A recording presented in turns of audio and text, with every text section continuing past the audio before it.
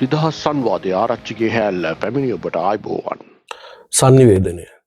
සංනිවේදනය කියන එක ගත්තහම සංනිවේදනය කොහොමද කොටස් කරන්න පුළුවන්? මොකද්ද සංනිවේදනය කිව්වහම අපිට දැනෙන්නේ? සංනිවේදනය කියන එක කොටස් කරන්න ගියොත් නම් කොටස් කරන්න පුළුවන් විදි කිහිපයක් තියෙනවා. දැන් උදාහරණයක් විදිහට සංනිවේදනයේ සහභාගී වෙන්නේ කවුද කෙනෙකුට?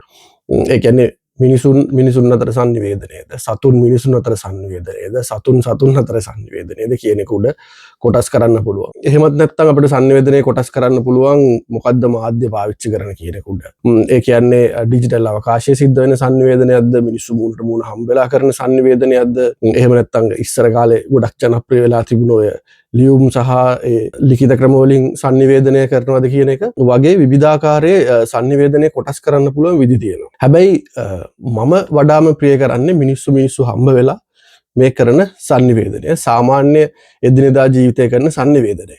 අපි මේ සංනිවේදනය කරනකොට අපි විවිධ මාතෘකා ඔස්සේ නිදහසේ සංනිවේදනය කරනවා.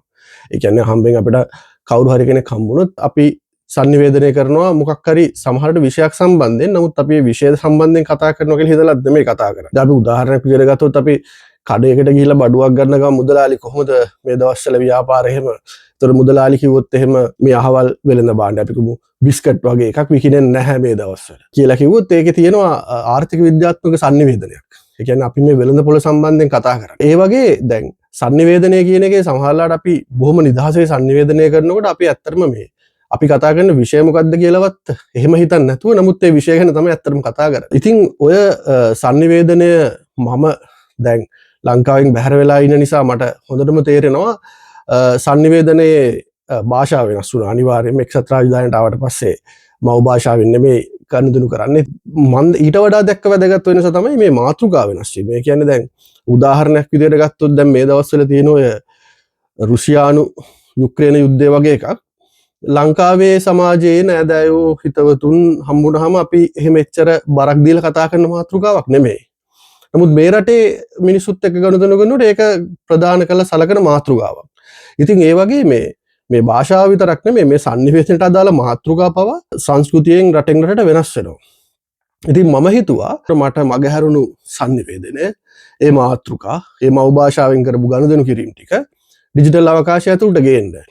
මොකද දැන් අර මගේ ප්‍රියතම ක්‍රමයට ඉස්සර වගේ ඉතින් මිනිස්සු හම්බෙලා කතා කරන එක දැන් ප්‍රායෝගිකව කරන්න බැරි නිසා මගේ ඒ සමාජ සංවාදයේ ඩිජිටල් අවකාශයට ගේන්න මට අවශ්‍යතාවයක් ආවා.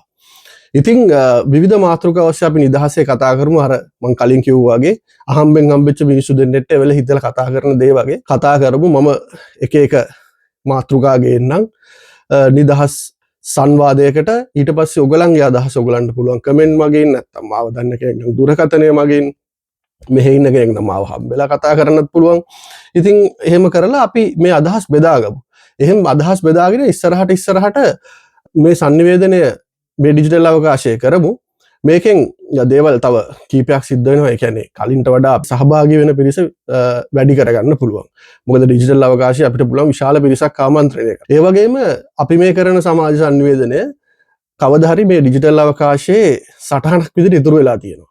ඉතින් ඒකත් තව එක දෙයක්. එතකොට අපි මොකක් හරි කතා කරලා සමාජයට දායක කරන්න උත්සාහ කරන දෙයක් ගොඩනගන මතවාදයක් මේ අවකාශයේ ඩිජිටල් අවකාශයේ තියෙයි අනාගත පරපුර වෙනුවෙන්. ඉතින් අපි ඒ සංවාදය පටන් ගමු. මගේ හිතේ අදහසක් තියෙනවා යම් මාතෘකා අපි ඉස්සර කතා කරපු මාතෘකා එතනින් තව ඉස්සරහට අරන් යන්න. ඉතින් ඕගොල්ලොත් එන්න දායක වෙන්න අදහස් බෙදා ගන්න. ඊට පස්සේ මම ඔබේ අදහසුත් ඉදිරි වීඩියෝ වලදී කියනවා. ඔබේ අනන්‍යතාවය ඔබට හෙලි කරන්න කැමති නම් ඒ අනන්‍යතාවයත් හෙලි කළාම මම කියනවා මේ අහවල් කෙනා මෙන්න මේ අදහස දැක්වුවා මගේ මීට පෙර මගේ මෙන්න මේ අදහසට අදාළව. ඉතින් ඕගොල්ලෝ මොකද හිතන්නේ අදහස් දෙකම ගැන? අන්න ඒ වගේ අපි මේ සමාජ සංවාදය කරමු. ඉතින් මේක එක්තරා විදිහකට අපි ගත්තොත් මේ නාලිකාවේ වෙන්න යන දේ ඇත්තටම මේ අර community based content creation කියන එක වගේ දෙයක්. ඒ කියන්නේ සමාජයේ විසින්ම තමයි මෙන්න මේකේ තියෙන්නේ මොකද්ද කියන එක තීරණය කරන්නේ. ඉතින් අපි බලමු කොහොමද මේ ආරච්චිගේ හැල්ල දිගහැරෙන්නේ කියලා. එකතු වෙලා ඉන්න ආරච්චිගේ හැල්ලත් එක්ක නිකම්ම බලන්නත් නෙමෙයි සක්‍රියව හවුල් වෙන්න බලාගෙන එකතු වෙලා ඉන්න. බොහොම ස්තුතියි. අපි බලමු ඉස්සරහට මොකද වෙන්නේ කියලා.